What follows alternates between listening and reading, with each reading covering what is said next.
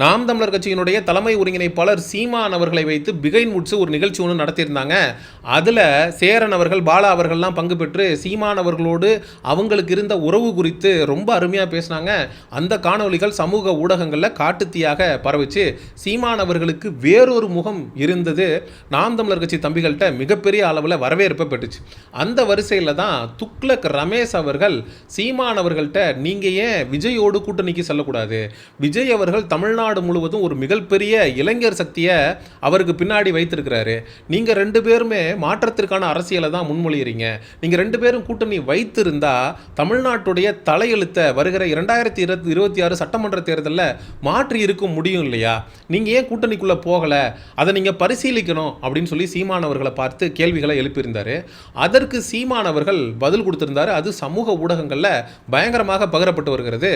அண்ணன் சீமான் அவர்கள் விஜயோடு நான் கூட்டணிக்கு செல்ல மாட்டேன் அப்படின்னு சொல்லவே இல்லை. சீமான் அவர்கள் விஜயோடு போவதற்கு தயாராக இருந்தார். விஜயோடு போவதற்குன்னு சொல்றதை விட விஜய் தன்னோடு வந்தால் சீமான் அவர்கள் சேர்த்து கொண்டு 2026 சட்டமன்ற தேர்தலை எதிர்கொள்றதுக்கு தயார் நிலையில் இருந்தார். சீமான் அவர்களையும் விஜய் நேரில் அழைத்து பேச்சுவார்த்தை நடத்தியிருந்தார். அந்த பேச்சுவார்த்தை அப்படிங்கிறது கிட்டத்தட்ட 3 மணி நேரம் போயிருக்கு. சீமான் அவர்கள் நினச்சிக்கிட்டு இருந்தது என்னன்னா, விஜய் அவர்கள் தமிழ் தேசிய அரசியலை முன்னெடுப்பார், நம்ம கொண்டிருக்கக்கூடிய கோட்பாடுகள் கொள்கைகள் இதுக்கு எந்த விதமான பாதிப்பும் வந்துடாது அப்படின்னு சீமான் அவர்களும் விஜய் அவர்களுடைய அரசியல் வருகையை எதிர்நோக்கி காத்திருந்தாரு. தம்பி வரட்டும், தம்பி வரட்டும், நல்ல விஷயம் தானே அப்படின்னு சொல்லி பல இடங்களில் விஜய் அவர்களுடைய அரசியல் வருகையை ஆதரித்தவர் அண்ணன் சீமான் அவர்கள். ஆனால் காலம் கடந்து தான் அண்ணன் சீமான் அவர்களுக்கு தெரிந்தது, விஜய் அவர்கள் ஒரு மாற்று அரசியலை முன்னெடுக்கல, ஒரு தடுமாற்ற அரசியலை முன்னெடுக்கிறாரு. ஈவேரா அப்படிங்கிற ஒரு நபரை கொள்கை தலைவராக கொண்டு வர்றாரு. அந்த இடத்துல தான் சீமான் அவர்களுக்கும் விஜய் அவர்களுக்கும் மிகப்பெரிய அளவில் முரண்பாடுகள் வெடிக்குது. குறிப்பாக இலவசம் சார்ந்து விஜய் அவர்கள் பேசக்கூடிய எந்த ஒரு பேச்சிலையுமே அண்ணன் சீமான் அவர்களுக்கு உடன்பாடு இல்லை.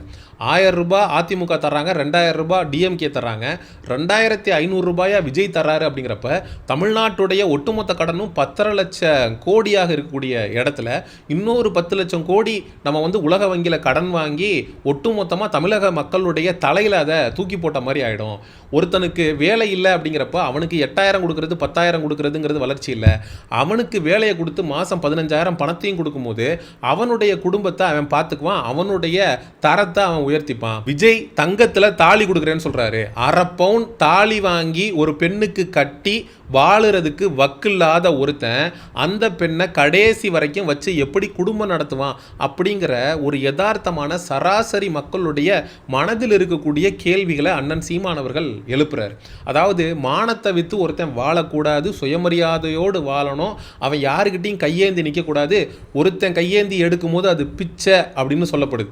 ஒரு 10 பேரா 100 பேரா சேர்ந்து கையேந்தும் போது அது இலவசம் அப்படின்னு சொல்லப்படுது. இந்த திராவிட கட்சிகள் இருந்து விஜய் எதற்கு மாற்று? அவங்களும் இலவசம் அறிவிக்கிறாங்க, நீங்களும் இலவசம் அறிவிக்கிறீங்க. அவங்களும் ஈவேராவை கொள்கை தலைவர்னு தூக்கிட்டு வர்றாங்க, நீங்களும் ஈவேராவை தூக்கிட்டு வரீங்க. நீங்க மாற்று மாற்று அப்படிங்கிறப்ப எதிலிருந்து நீங்க மாற்று? படிச்ச அனுபவம் பட்ட அனுபவம் அப்படின்னு 2 இருக்கு. எனக்கு பட்ட அனுபவம் தான். இதுக்கு முன்னாடி மிகப்பெரிய அரசியல் புரட்சியை செய்யணும் அப்படின்னு சொல்லி தமிழக அரசியலுக்குள்ள வந்த தலைவர்கள் நிறைய பேர் இன்னைக்கு சோட போயிருக்காங்க. ராமதாஸ் ஐயா அவர்கள் தொடங்கி, வைகோ அவர்கள் தொடங்கி, அதுக்கப்புறம் திருமாவளவன் அவர்கள் வரைக்கும் மாற்று அரசியலை முன்னெடுத்து தான் மக்களுக்கான அரசியலை செய்யணும் அப்படின்னா தமிழக அரசியலுக்குள்ளே வந்தாங்க. ஆனால் திமுக அதிமுகங்கிற 2 கட்சியோட மாறி மாறி கூட்டணி வச்சு அவங்களுடைய வாக்கு சதவீதம் சரிஞ்சது, மக்களுக்கு மத்தியில் அவங்க மேலே இருக்க நம்பிக்கையும் குறைஞ்சது. காலப்போக்கில் அவங்க ஒரு மிகப்பெரிய தலைவர்களாக வர முடியாமல் போயிடுச்சு. அதே மாதிரி தான் நாம் தமிழர் கட்சியும் போயிருக்கும். இதே நாம் தமிழர் கட்சி திமுகவுடையோ அதிமுகவுடையோ தாவேகாவுடையோ கொள்கைகளை கடந்து சந்தர்ப்பவாதத்திற்காக சுயநலத்திற்காக கூட்டணி வைக்கணும், நாங்கள் சட்டசபைக்குள்ளே போகணும், நாங்கள் நாடாளுமன்றத்துக்குள்ளே போகணும் அப்படின்னு சமரசம் பண்ணிக்கிட்டு கூட்டணி வச்சா கொள்கை முரண்பாடுகள் இருக்கும்போது மக்களுக்கு மத்தியில் நம்பிக்கை போயிடும். அண்ணன் சீமான் அவர்கள் அருமையாக ஒரு விஷயம் சொன்னார். தலைவன் என்பவன் தானே கடைசி வரைக்கும் இருந்து எல்லாத்தையும் சாதிச்சு காட்டுறவன் தலைவன் இல்லை, தனக்கு அப்புறம் இந்த சமுதாயத்தை மாற்றுவதற்கு லட்சக்கணக்கான மக்களை தயார் செய்து வைத்து விட்டு போறவன் தான் தலைவன் அண்ணன் அப்படின்னு அண்ணன் சீமான் அவர்கள் நெத்தி போட்டுல அடிச்ச மாதிரி ஒரு விஷயத்த சொல்லியிருந்தாரு. அண்ணன் சீமான் அவர்கள் பேசும்போது சொல்றாரு, இப்படியே நீங்க தனியா கூட்டணி வச்சுக்கிட்டு போனீங்கன்னா உங்களுக்கு எங்க இருந்து நிதி கிடைக்கும், நீங்க எப்படி கட்சியை காப்பாத்துவீங்க அப்படிங்கிற கேள்வி எனக்கு முன்வைக்கப்பட்டுக்கிட்டே இருக்கு.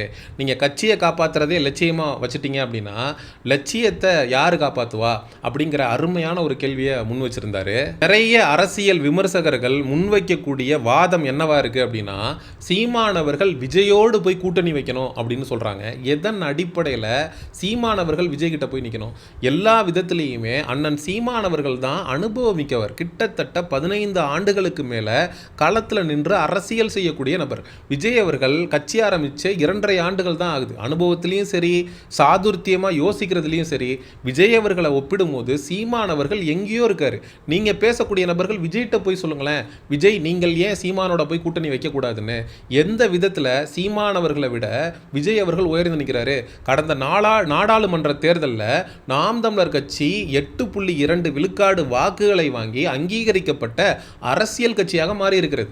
ஆனால் தமிழக வெற்றி கழகம் வரவிருக்கக்கூடிய தேர்தலில் போட்டியிட்டு தான் அவங்கள ப்ரூவ் பண்ண வேண்டிய சிச்சுவேஷனில் இருக்காங்க. இன்னொரு முக்கியமான ஒப்பீடு சீமானவர்களுக்கும் விஜய் அவர்களுக்கும் அவங்க வைக்கக்கூடியது என்ன அப்படின்னா, விஜய் அவர்களும் சினிமா துறையிலிருந்து வந்திருக்காரு, சீமானவர்களும் சினிமா துறையிலிருந்து வந்திருக்கிறாருன்னு சொல்கிறாங்க. நான் திரைத்துறையிலிருந்து வரல, சிறையிலிருந்து வந்தவன். 1.5 ஆண்டுகள் இதே அண்ணன் சீமானவர்கள் பாண்டிச்சேரி சிறையில் தேசிய பாதுகாப்பு சட்டத்தில் உள்ளே இருந்துட்டு தான் வெளியில் அவர் அரசியல் அப்படிங்கிறதையே முன்னெடுத்தார். விஜய் அவர்கள் ஒரு நாள் சிறையை தாங்குவாரா அப்படிங்கிறது தான் நம்ம மக்களை பார்த்து வைக்கக்கூடிய கேள்வியாக இருக்கிறது. அப்போது அந்த அரசியலில் ரெசிஸ்டன்ஸ் அப்படிங்கிறது ரொம்ப ரொம்ப முக்கியம். அண்ணன் சீமானவர்கள் ஆளுகிற திமுக, அதிமுக இவங்க கொடுத்த அழுத்தம், விஜயலட்சுமி அவர்களை வச்சு இவருக்கு எதிராக பரப்புன அவதூறு, இது எல்லாத்தையும் கடந்து 15 ஆண்டு காலமாக களத்தில் நின்றுகிட்டு இருக்காரு. அந்த அனுபவம் தான் விஜயை பார்த்து, தம்பி அரசியல் என்பது அழகான மீன்கள் கொஞ்சி தெரியக்கூடிய குளம் அல்ல, அது முதலைகள் சுற்றி தெரியக்கூடிய அகழி, நம்ம ஒவ்வொரு அடியையும் கவனமாக எடுத்து வைக்கணும் அப்படின்னு அதை விஜய் சீரியஸாக எடுத்து அதை பரிசீலித்து அதன்படி நடந்திருந்தார் அப்படின்னா கரூரில் 41 பேர் செத்துருக்க மாட்டான். அப்போது அனைத்து விஷயத்திலையும் நம்மளை விட அனுபவம் மிக்கவராக இருக்கக்கூடிய சீமானவர்களோடு சேர்ந்து அவருடைய கரத்தை நம்ம வலுப்படுத்தணும் அப்படின்னு விஜய் நினச்சிருந்தார் அப்படின்னா, சீமானவர்களோட சேர்ந்து விஜய் அவர்கள் இந்த 2026 தேர்தலை அணுகியிருந்தார் அப்படின்னா கண்டிப்பாக நாம் தமிழர் கட்சி மற்றும் தமிழக வெற்றி கழகம் கூட்டணி வைத்திருந்தால், நமக்கு விஜய் அவர்கள் மீது மாற்று கருத்துக்கள் இருக்கு, விஜய் அவர்களுடைய ரசிகர்கள் எல்லாம் தற்குறிகள், அவங்க அரசியல் படுத்தப்பட வேண்டும், விஜய்க்குமே அரசியல் அனுபவம் இல்லை, விஜய் மீது ஏகப்பட்ட விமர்சனங்கள் இருந்திருந்தாலும் நாம் தமிழர் கட்சியும் தமிழக வெற்றி கழகமும் கூட்டணிக்கு சென்றிருக்குமே. ஆனால் இந்த 2026 சட்டமன்ற தேர்தலில் உறுதியாக வென்று ஆட்சியை அமைத்திருக்கும் அப்படிங்கிறது தான் 100% மறுக்க முடியாத உண்மை. அண்ணன் சீமானவர்களுக்கும் விஜய்க்கும் பேச்சுவார்த்தை அப்படிங்கிறது நடக்குது. கிட்டத்தட்ட 3 மணி நேரம் 2 பேரும் பேசுறாங்க. அப்படி பேசும்போது விஜய் அவர்கள் என்னுடைய கொள்கை இதனை, கோட்பாடு இதனை அப்படின்னு அனைத்தையும் அண்ணன் சீமானவர்கள்ட்ட ஷேர் பண்ணிக்கிறாரு. அப்படி ஷேர் பண்ணும்போது ஈவேரா லிஸ்ட்லேயே இல்லை. ஈவேராவை கொள்கை தலைவராக கொண்டு வரணும்னு விஜய் சொல்லவே இல்லை. சீமானவர்களும் சரி, விஜய் ஒரு தமிழ் தேசிய பாதையில் தான் பயணிக்க இருக்கிறாரு, நம்ம 2 பேரும் சேர்ந்து பயணிப்போம் அப்படிங்கிற முடிவை தான் அண்ணன் சீமானவர்களும் விஜய் அவர்கள்ட்ட பேசிட்டு வெளியில் வர்றாரு. ஆனால் அதற்கு பிறகு தான் யாரோ ஒருத்தர் கொடுத்த அட்வைஸ்னால விஜய் அவர்கள் ஈவேராவை கொள்கை தலைவராக ஏற்கிறார். அண்ணன் சீமானவர்கள் ஈவேராவை பார்க்குற இடத்துலலாம் பந்தாடிட்டு இருக்காரு. ஒரே நாளில் ஈவேராவை குறித்து அவதூறாக பேசிட்டாரு சீமானவர்கள்னு அண்ணன் சீமானவர்கள் மீது 80 வழக்கு. அப்படி ஈவேராவிற்கு எதிராக தமிழ் விரோத போக்க கையில் எடுத்த ஈவேராக்கு எதிராக நாங்கள் அரசியல் பண்ணிட்டு இருக்கும்போது நீ ஈவேராவையே கொள்கை தலைவராக தூக்கிட்டு வர்ற அப்படின்னா எதன் அடிப்படையில் நாங்கள் உங்க கூட கூட்டணி வச்சு பயணிக்க முடியும் அப்படிங்கிற இடத்துல தான் நாம் தமிழர் கட்சி தமிழக வெற்றி கழகத்திலிருந்து முரண்படுது. அந்த முரண் ஊதி பெருசாகி ஒருத்தர் மேல ஒருத்தர் விமர்சனம் வச்சு 2 பேருமே சேர முடியாத ஒரு நிலை அப்படிங்கிறது உருவாச்சு. அண்ணன் சீமானவர்களோட சேர்ந்து நம்ம பயணித்திருக்கலாம் அப்படிங்கிற அறிவு விஜய் அவர்களுக்கு எப்போ வரும் அப்படின்னா, இந்த 2026 சட்டமன்ற தேர்தல் நடந்து முடிந்து வாக்கு எண்ணிக்கை நடைபெற அன்னைக்கு தான் விஜய்க்கு புரியும்.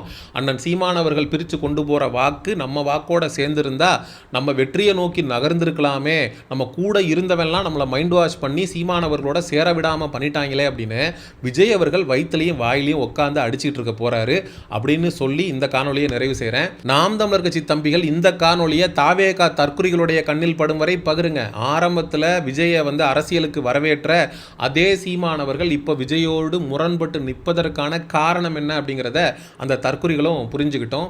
சமூக நிகழ்வு, அரசியல் சார்ந்த பதிவு பதிவுகளுக்கு சயோனிசம் சேனலை சப்ஸ்கிரைப் பண்ணுங்கள். அடுத்த ஒரு காணொளி பதிவில் சந்திப்போம். நன்றி, வணக்கம்.